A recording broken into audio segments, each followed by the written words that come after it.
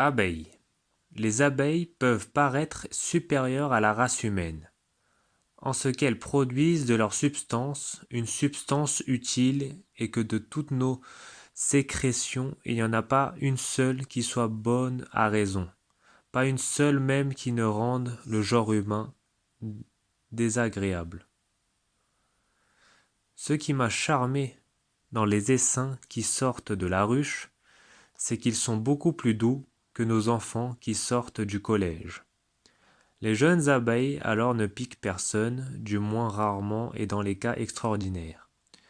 Elles se laissent prendre, on les porte la main nue paisiblement dans la ruche qui leur est destinée. Mais dès qu'elles ont appris dans leur nouvelle maison à connaître leur intérêt, elles deviennent semblables à nous. Elles font la guerre.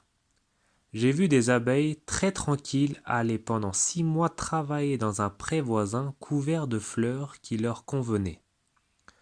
On vint faucher le pré, elles sortirent de la ruche, fondirent sur les faucheurs qui leur volaient leurs biens et les mirent en fuite.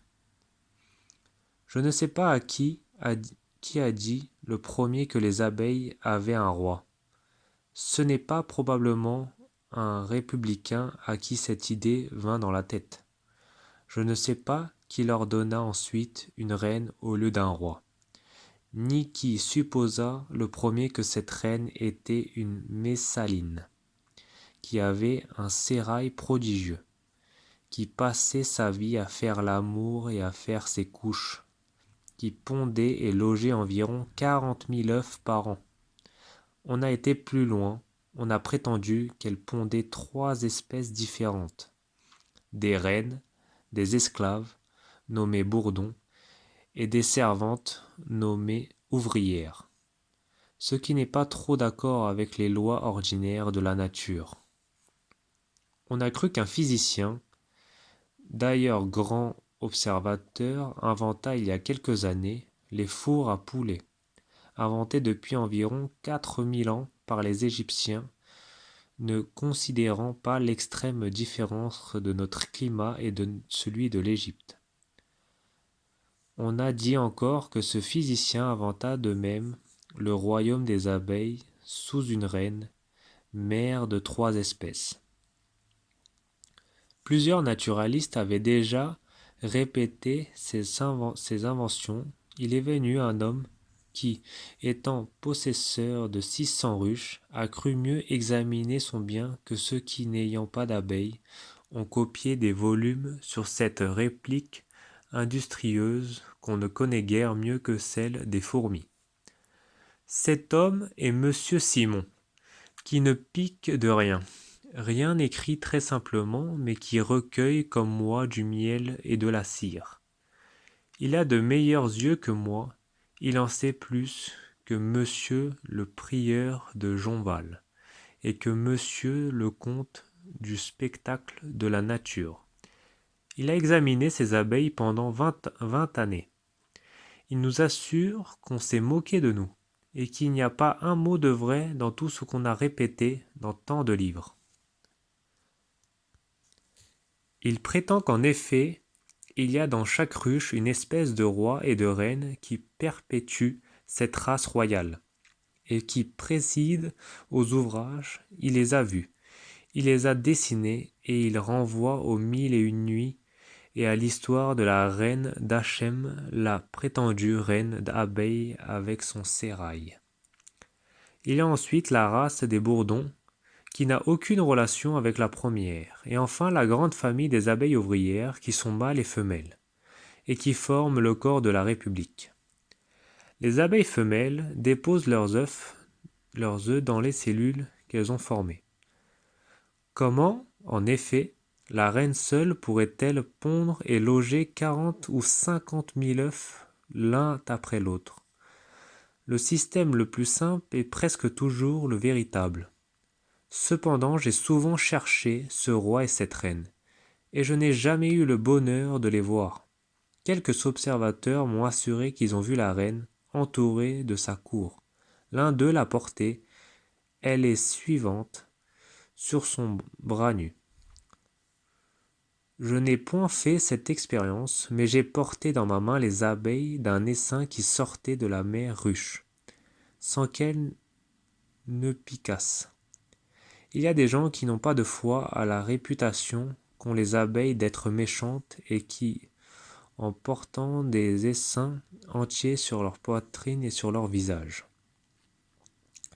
Virgile n'a chanté sur les abeilles que les erreurs de son temps.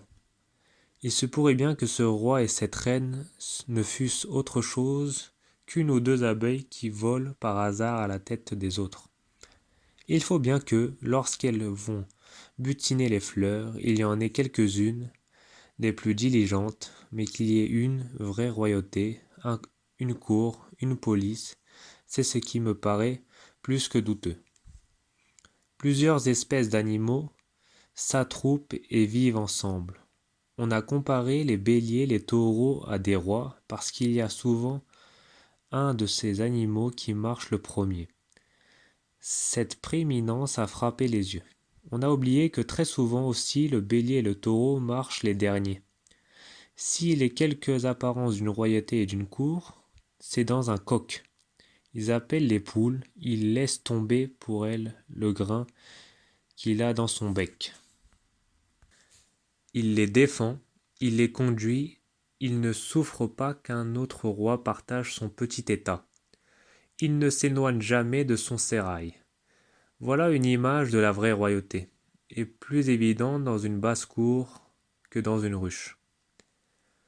On trouve dans les proverbes attribués à Salomon qu'il y a 4 choses qui sont les plus petites de la terre et qui sont plus sages que les sages. Les fourmis, petit peuple qui se prépare une nourriture pendant la moisson. Le lièvre, peuple faible qui couche sur des pierres. La sauterelle, qui n'ayant pas de roi, voyage par troupes. Le lézard qui travaille de ses mains et demeure dans les palais des rois. J'ignore pourquoi Salomon a oublié les abeilles, qui paraissent avoir un instinct bien supérieur à celui des lièvres, qui ne couchent point sur la pierre, à moins que ce ne soit au pays périlleux de la Palestine et des lézards dont j'ignore le génie. Au surplus, je préférais toujours une abeille à une sauterelle. On nous mande qu'une société de physiciens pratique dans la Lusace vient de faire éclore un couvent d'abeilles dans une ruche, où il est transporté lorsqu'il est en forme de vermisseau. Il se développe dans ce nouveau berceau qui devient sa patrie. Il n'en sort que pour aller sucer des fleurs. On ne craint point de la perdre, comme on perd souvent des essaims lorsqu'ils sont chassés de la mère ruche. Si cette méthode peut devenir d'une exécution aisée, elle sera très utile, mais dans le gouvernement des animaux domestiques, comme dans la culture des fruits, il y a 1000 inventions plus ingénieuses que profitables. Toute méthode doit être facile pour être d'un usage commun. De tout temps, les abeilles ont fourni des descriptions, des comparaisons, des allégories, des fables à la poésie. La fameuse fable des abeilles de Mandeville fit un grand bruit en Angleterre. En voici un petit précis. Les abeilles autrefois parurent bien gouvernées, et leurs travaux et leurs rois les rendirent fortunés. Quelques avides bourdons dans la ruche se glissèrent, ces bourdons ne travaillèrent, mais ils firent des sermons. Ils dirent dans leur langage, nous vous promettons le ciel, accordons-nous en partage votre cire et votre miel.